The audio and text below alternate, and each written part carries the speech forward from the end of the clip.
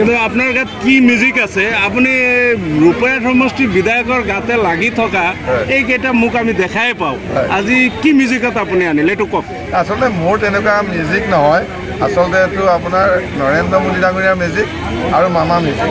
নৰেন্দ্ৰ মোদী ডাঙৰীয়াই ভাৰতৰ প্ৰধানমন্ত্ৰী হৈ ভাৰতবৰ্ষৰ 140 কোটি ৰাইজৰ কাৰণে যি কাম কৰিছে, হিন্দু মুছলিম সকলোকে লৈ যি কাম কৰিছে, অসমৰ মুখ্যমন্ত্ৰী ডক্টৰ হিমন্ত বিশ্ব শৰ্মা ডাঙৰীয়াই 3.5 কোটি ভাৰতীয় অসমৰ মানুহৰ কাৰণে যি কাম কৰিছে, এই লৈ আজি তেওঁলোক শিক্ষিত যুৱক, তেওঁলোকে বুজি উঠিছে, তেখেতসকলে বুজি উঠিছে যে এই সময়ত আমি মোদী ডাঙৰীয়াৰ লগত থাকিব লাগে, বিজেপিৰ লগত থাকিব লাগে।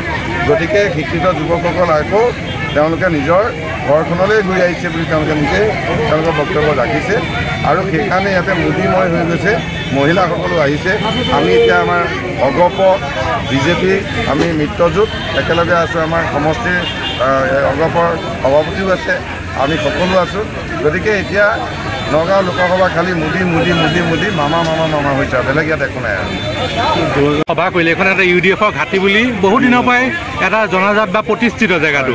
আপুনি UDFৰ ভেটিত হয়তো আজি এটা ডাঙৰ আঘাত হৈছে, আপুনি এইটো প্ৰভাৱ কেনেধৰণে পৰিব বুলি ভাবে? নাই নাই, আপুনি ঘাটি বুলি কৈছে, ভেটি বুলি কৈছে। ঘাটি আৰু ভেটিটো ঠিকে আছে, মাত্ৰ এতিয়া বিজেপিৰ ঘাটি আৰু মানে ভেটি হৈ গ'ল আৰু হ'বলৈ গৈ আছে, হৈ গৈছে এতিয়া হৈ গ'ল। এতিয়া আপোনাৰ বিজেপিৰ ঘাটি আৰু ভেটি হৈ গ'ল ইয়াত আৰু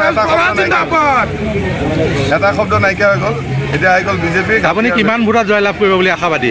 আমি সেইটো ৰাইজে হৈছে গণতন্ত্ৰত আপোনাৰ ৰাইজে ৰজা, আৰু মোৰ কাৰণেতো নগাঁও লোকসভাৰ ভোটাৰ ৰাইজ হৈছে মোৰ কাৰণে ভগৱান, আৰু গতিকে তেখেতসকলে নিৰ্ণয় কৰিব। গতিকে আমি আমাৰ আশা যে আমি নগাঁও লোকসভাৰ মিত্ৰজোঁট AGP BJP UPL যে আমাৰ কেণ্ডিডেট আমাৰ জয় হ'ব, আৰু নৰেন্দ্ৰ মোদী ডাঙৰীয়া তৃতীয়বাৰৰ বাবে ভাৰতৰ প্ৰধানমন্ত্ৰী হ'ব। ঠিক আছে।